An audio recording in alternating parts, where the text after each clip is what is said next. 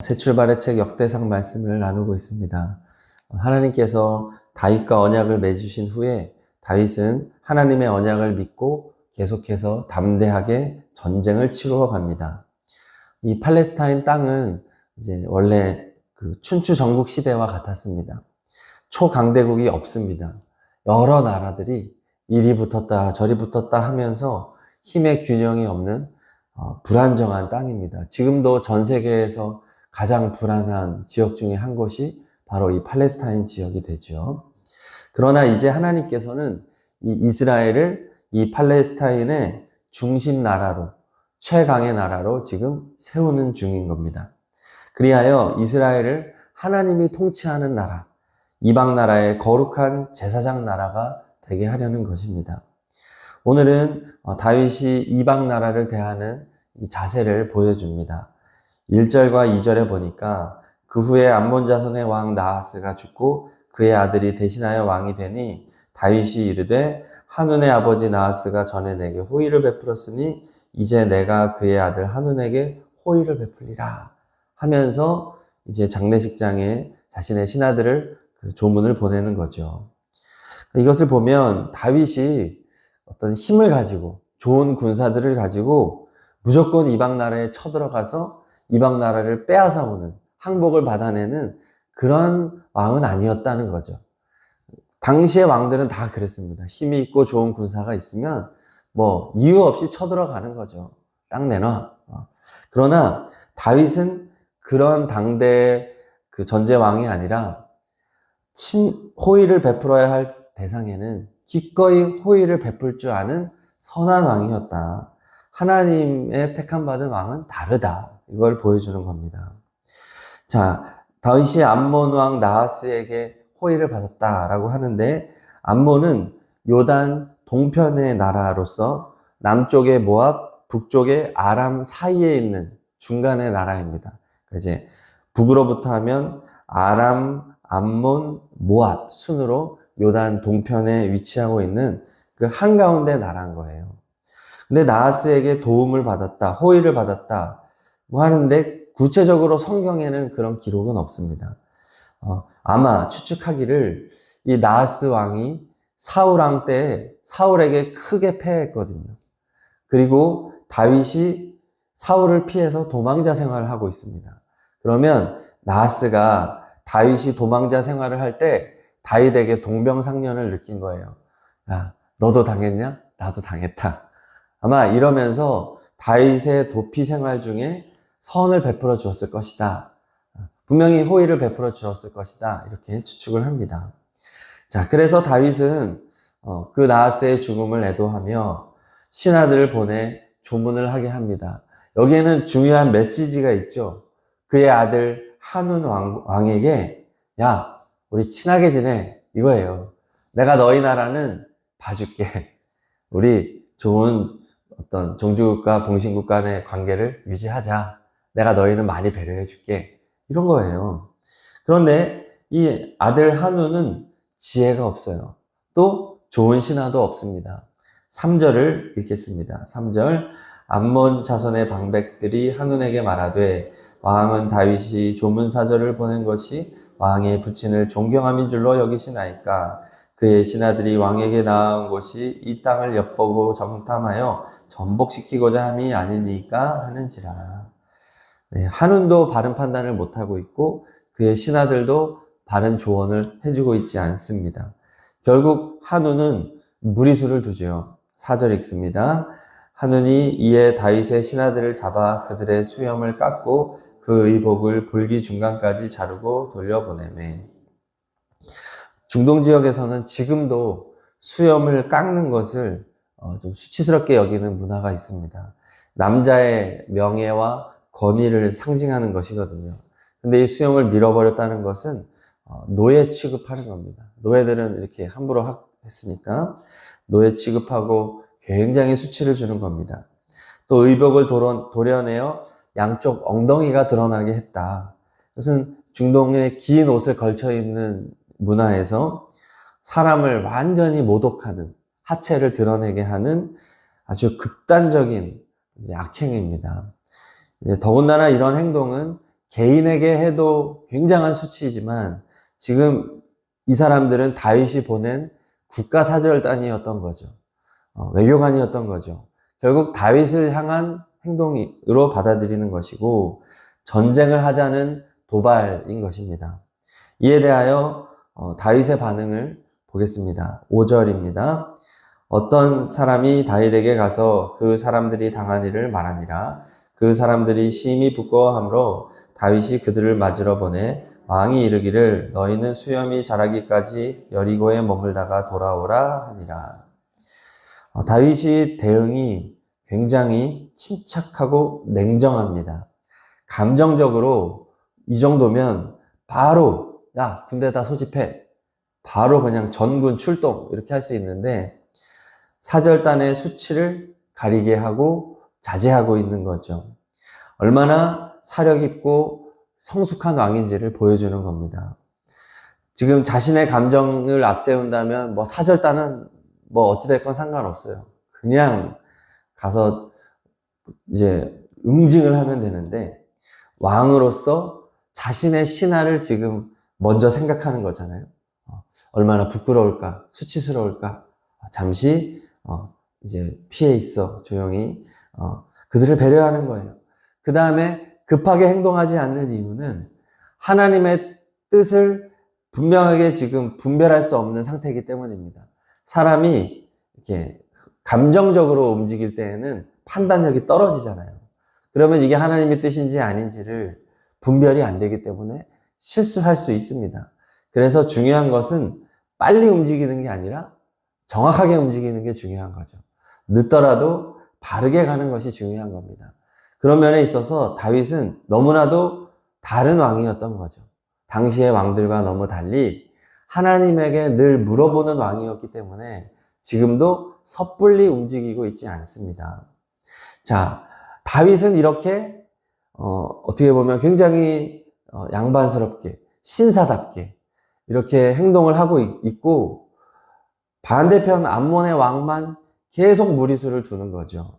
6절을 읽겠습니다. 6절 암몬 자손이 자기가 다윗에게 밉게 한 줄 안지라. 한운과 암몬 자손은 더불어 은 1000달란트를 아람 나하라임과 아람 마아가와 소바에 보내 병거와 마병을 상대되.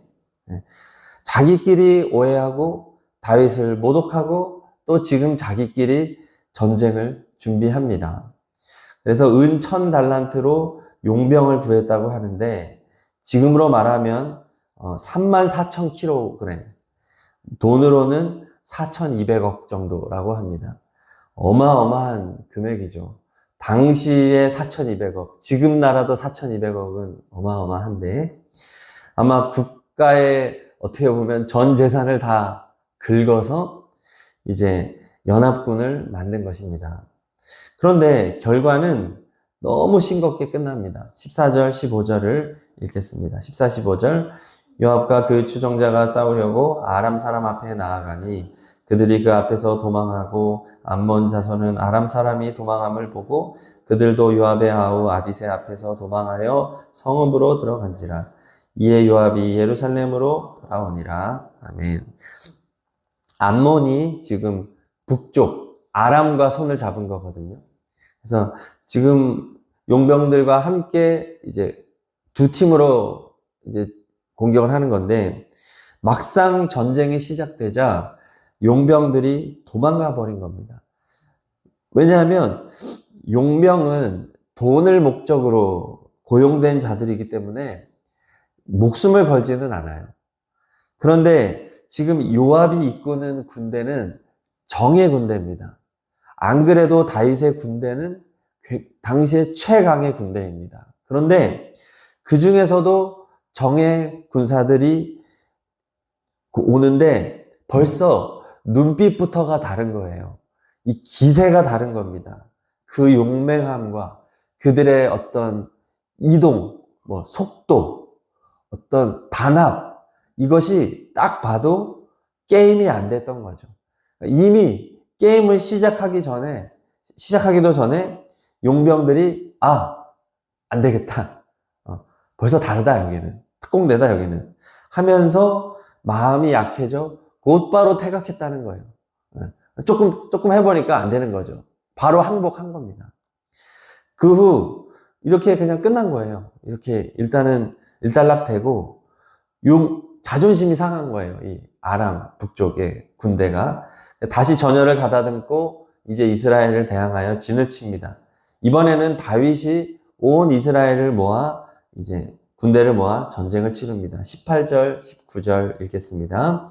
아람 사람이 이스라엘 앞에서 도망한지라 다윗이 아람 병거 7,000대의 군사와 보병 4만 명을 죽이고 또 군대 지휘관 소박을 죽임에 하다데셀의 부하들이 자기가 이스라엘 앞에서 패하였음을 보고 다윗과 더불어 화친하여 섬기고 그 후로는 아람 사람이 암몬 자손 돕기를 원하지 아니하였더라. 아멘. 결과적으로 엄청난 돈으로 용병을 고용한 암몬이야말로 수치를 당하게 된 거고 또 암몬의 돈을 받아 많은 용병을 보내고 또 2차전까지 치룬 아람마저도 다윗의 군대에 패하여 다윗의 종주국이 되었다. 결론이 그것입니다. 그리고 19절 마지막에 말하듯이 다시는 아람과 암몬이 국제적인 협력을 맺지 않고 이제는 다시 협력하지 않았다. 연합군을 더 이상 만들지 않았다. 그런 생각조차 하지 않게 되었다는 겁니다. 그래서 오늘 19장의 모든 전쟁은 보이지 않는 하나님께서 섭리하신 결과입니다. 다윗은 암몬과 싸울 생각이 없습니다. 그냥 화친하고 어떻게 보면 최소의 조공을 받았을지도 모르죠. 아니면 조공을 안 받았을 수도 있죠. 아버지에게 받은 은혜를 생각해서. 그러나 하나님의 생각은 달랐다는 거예요. 하나님은 당시의 팔레스타인의 이 질서를 하나님은 완벽하게 잡고 넘어가려고 하는 겁니다. 그래서 그냥 두시는 거예요. 암몬이 사탄의 꾀임에 지금 넘어가고 있잖아요. 지혜가 없잖아요. 하나님이 내버려 두신 거예요. 마치 바로가 완악하게 행하도록 두셨던 것처럼 지금도 악을 행하도록 그냥 하나님이 두세요. 그래서 아람과 연합군을 이루도록 두십니다. 하나님 왜 그렇게 하십니까? 그쪽 요단 동편의 나라들의 질서까지도 다 한 방에 끝내버리려고 하는 거죠. 하나님이 그렇게 악하게 만든 것이 아니라 그들이 이미 악했고 그들이 기존에 해왔던 연합의 체제를 하게 두시는 거예요. 그래서 한 번에 다 다루는 겁니다. 두 나라의 연합도 도저히 힘을 못 쓰게 만들고 다시는 연합할 수 없도록 둘이서 다시는 마음을 합하여서 힘을 낼 수 없도록 하나님께서 다 이끄셨다는 겁니다. 그리고 이 과정에서 다윗이 어떠했느냐를 우리에게 보여주는 거죠. 매우 차분하고 냉정하고 지혜롭게 처신을 하고 있는 겁니다. 계속해서 선한 마음을 유지하고 있어요. 극한의 모독을 하고 있음에도 불구하고 악을 악으로 갚지 않습니다. 얼마든지 응징할 수 있습니다. 그래도 누구도 뭐라고 하지 않습니다. 그렇지만 다윗은 계속해서 하나님을 바라보며 믿음의 길, 선한 길, 겸손한 길을 갔다. 그리고 이 와중에도 자기의 백성들을, 자신의 신하들을 배려하는 왕이다. 얼마나 진정한 왕이냐. 쉽게 흥분하고 감정적인 왕이 아니었다. 묵묵히 겸손히 그리고 싸워야 할 때와 싸우지 말아야 할 때를 정확하게 구분하고 있잖아요. 계속해서 자제하고 또 요압을 보내고 그리고 마지막에 이제는 우리가 이스라엘 군대가 다 같이 나가야 할 때 그때는 당당하게 나아가서 전쟁을 치르는 매우 판단력이 너무나도 지혜롭죠. 하나님이 이렇게 하신 것이고 또 오늘 우리 성도들에게 이러한 모습을 보여주는 것입니다.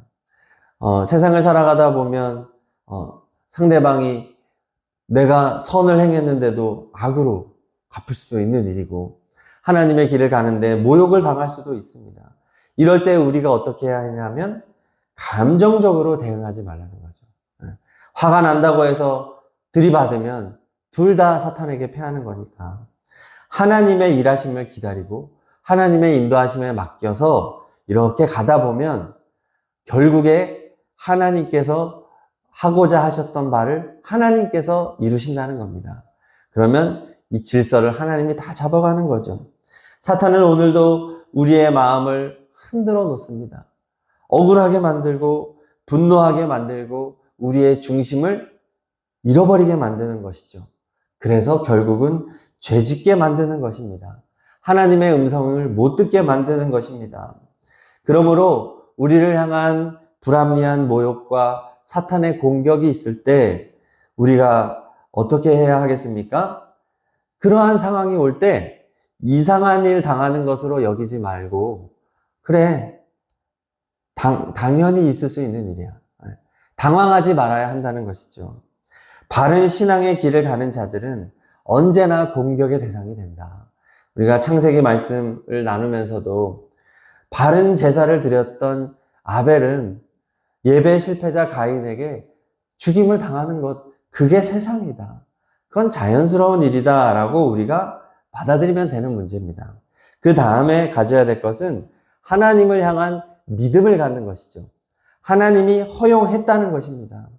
모욕을 하고 공격을 하고 핍박을 하는 것을 하나님께서 허락했다는 것을 인정해야 되는 겁니다. 아, 하나님이 지금 일을 진행시키고 있구나. 하나님께서 합력하여 선을 이루시겠구나. 지금은 당장은 환경이 이렇고 상황이 이렇지만 믿음으로 가자. 그래서 지금 내가 행할 수 있는 선이 무엇인지를 생각하면 되는 겁니다. 하나님께서 아람과 암몬 두 나라를, 그 연합군을 한 번에 다루실 것은 몰랐어요. 하나님만 아셨던 거죠. 기다리고 하나님의 뜻을 주목하여 하나님 바라보고 나아가다 보니 나중에 알게 된 거죠. 그래서 성경에 기록이 된 겁니다. 지금 우리는 모르는 일들이 이루어지고 있는 겁니다. 다만 그게 좀 안 좋게 보일 뿐이죠. 하나님은 언제나 선하신 줄로 믿습니다. 하나님에게는 계획이 있는 거죠. 그것을 믿으라는 겁니다. 그리고 모욕을 당하더라도 담대하게 믿음의 길, 내게 주어진 길을 묵묵히 가라는 거예요.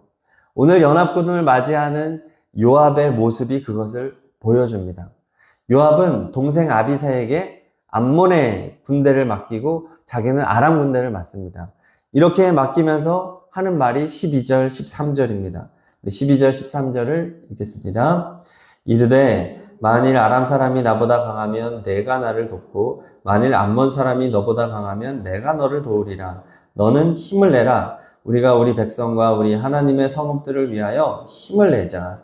여호와께서 선히 여기시는 대로 행하시기를 원하노라 하고, 믿음의 동역자들과 함께 힘을 합하여 목숨을 걸고 싸우자는 겁니다. 주님의 나라를 위해서, 하나님의 영광을 위해서 두려워하지 말고 힘차게 전진하자라는 겁니다. 사탄이 아무리 겉으로 대단한 용병을 고용해서 엄청난 숫자로 압박을 한다 할지라도 기껏해야 용병이라는 거예요. 가짜 군사라는 거예요. 우리는 어떤 군사입니까? 대장 예수 그리스도께서 이끄시고 주님의 천군 천사가 따르는 군사인 줄로 믿습니다. 그래서 우리는 예수님 바라보면서 예수 이름으로 담대하게 나아가면 되는 거예요. 그러면 사탄은 겁을 먹고 주랭랑을 치게 되는 것입니다. 상황이 어떠하든 간에 하나님을 믿고 하나님의 섭리하심을 믿고 그저 내게 주어진 삶을 나의 동역자들과 함께 믿음으로 헤쳐나가면 된다는 것이죠. 한 가지 예화를 들고 마치겠습니다. 분당 우리 교회 이찬수 목사님 잘 아시죠? 목사님 아버지도 목사님이십니다. 작은 교회 목회를 하셨는데 교회에 갈등이 있어서 그 갈등을 해결하고자 40일 금식 기도를 하시다가 17일 만에 돌아가신 거예요. 이것이 얼마나 큰 어려움이 되었겠습니까? 사실 목회자는 이게 목사가 죽으면 가족은 다 길거리로 내앉는 거예요. 경제적인 문제, 정신적인 문제를 이루 헤아릴 수 없습니다. 그래서 이찬수 목사님은 이해할 수 없는 것 투성인 거예요.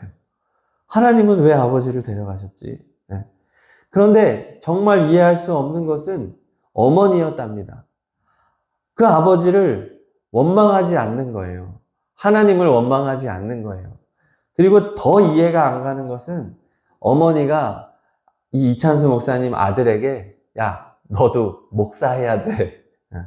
너도 아버지의 뒤를 이어서 목사를 해야 한다는 말을 견딜 수가 없는 거예요. 그래서 미국으로 건너가서 자기 목회 안 한다고, 공부한다고, 뭐 온갖 어려운 시간을 다 통과했죠. 아니, 남편이 작은 교회 목회를 성실하게 하다가 갈등을 해결하려고 그래도 하나님 뜻대로 교회를 잘 이렇게 하려고 금식 기도하던 중에 이해할 수 없이 남편이 하나님의 부름을 받았습니다. 그런데 어떻게 남아있는 아들도 목회를 해야 된다는 생각을 할 수 있단 말입니까? 이해할 수 없는 거예요. 이찬수 목사님 입장에서는. 근데 어머니의 말이 뭐냐 하면 아빠가 씨앗을 뿌렸다는 거예요. 아버지가 씨앗은 뿌렸지만 열매는 못 거둬서 들여냈으니까 너가 목회를 하면 목회의 열매를 거둘 수 있을 거다는 거예요. 이 믿음이 어떻게 나오겠습니까? 인생에 어마어마한 고난이 다가온 거예요. 엄청난 모욕과 시험이 다가온 거예요. 앞이 캄캄했겠죠. 아무것도 보이지 않았겠죠. 그런데 목사님의 어머니에게는 하나님을 향한 믿음이 있었던 거예요. 하나님 살아계시지. 하나님의 크신 계획이 있지. 남편을 데려가신 이유가 있겠지. 근데 아무리 생각해도 그 이유는 아들인 거예요. 그러니까 너를 쓸 거야, 하나님이. 아버지가 씨앗을 뿌린 자가 있으면 거둔 자가 있거든. 그러니까 너를 분명히 하나님 널 쓸 거야. 하나님의 그 섭리를 믿고 묵묵히 가는 거예요. 묵묵히 가는 거예요. 얼마나 서러운 세월을 보냈는지. 미국에 건너가서 극도로 가난한 시간을 보내고 얼마나 힘들었습니다. 자, 그런데 그 후에 이찬수 목사님, 하나님이 한국으로 부르시는 거예요. 청소년을 향한 마음을 주셔서 한국에 왔는데, 원래 작은 교회만 해도 된다고 생각했는데, 사랑의 교회 옥하는 목사님 밑에서 이제 청소년부를 맡아가지고 엄청난 부흥을 경험을 하고, 그리고 옥하는 목사님이 개척했으면 좋겠다. 그래서 이제 나가서 개척해서 성도가 이제 25,000명에 이르게 되었고, 그리고 2022년에 우리는 계속해서 커지는 거 원하지 않는다. 교회가 분립 개척하겠다. 29개 교회로 다 쪼개서. 그리고 나는 무조건 5,000명 이하만 남아야 된다. 29개는 무조건 다 나가야 되고 5,000명 이하가 안 되면 난 사임하겠다.